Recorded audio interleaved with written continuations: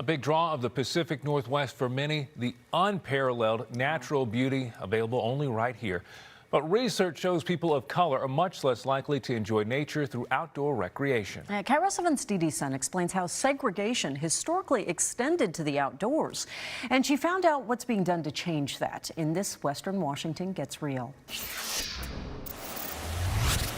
The great outdoors, it's theoretically for everyone. But who is accessing this space is far from equal. There's not too many people of color out there. Joseph Mitchell of Everett is originally from Chicago. His Bears-themed walking stick might clue you into that. Bear down. I'm a huge Chicago Bears fan. He got his feet wet hiking 9 years ago after being encouraged to go with some friends to Rattlesnake Ledge. Yeah, it was life-changing. The first hike was definitely life-changing. Joe says he fell in love with being outside. Something just clicked in my brain. And when he came across a Seattle-founded Facebook group called Black People Hike, he was all in. So this is our logo that you'll find. Black People Hike. We out here. I just had developed instant passion to just want to expose others to these outdoor experiences. You see, experts say studies from all around the world show nature is really good for us. The science is in. Research shows exposure to nature brings all sorts of benefits, including lower stress, better health, and some things you might not expect, like improved attention span and even increased empathy. Kathleen Wolfe is a social scientist at the University of Washington.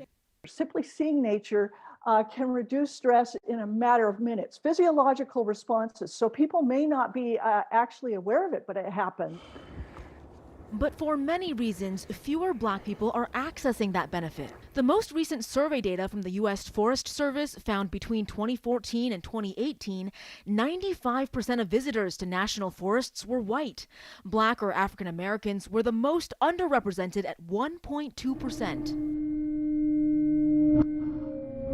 One big influence, historical discrimination. Many national parks in the South were segregated. Today, Black people enjoying nature still face racism. Jordan Keith recalls this incident in 2020 when a white woman in Central Park called the police on a Black bird watcher. I'm going to tell them there's an African-American man threatening my life. Please send the cops immediately. After that ridiculous event, that horrifying event with the birders,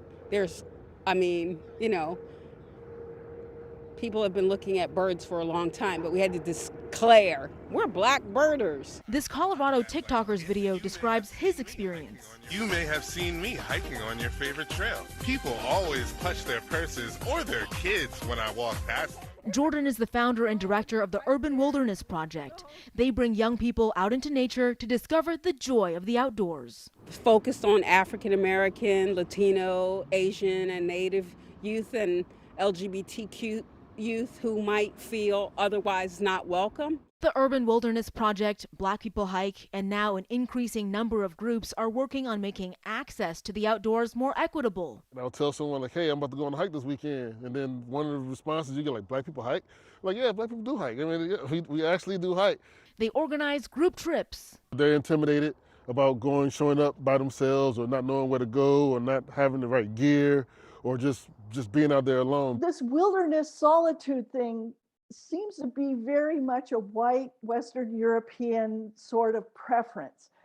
And that's not shared by all cultures. Extra pair of trekking poles. Black People Hike also helps provide gear, partnering with the Washington Trails Association. If that's a barrier, we try to remove that barrier. Helping others discover the great outdoors. There's a benefit, so find it for yourself.